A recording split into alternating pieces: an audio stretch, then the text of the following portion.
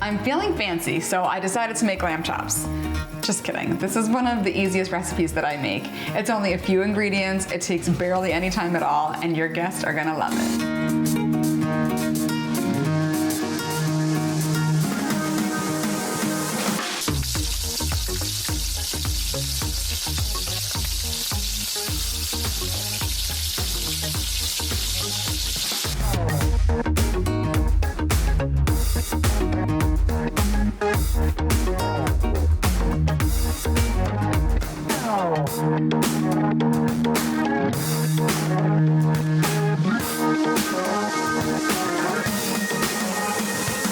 So just a few simple ingredients and you have an appetizer that goes great with red wine.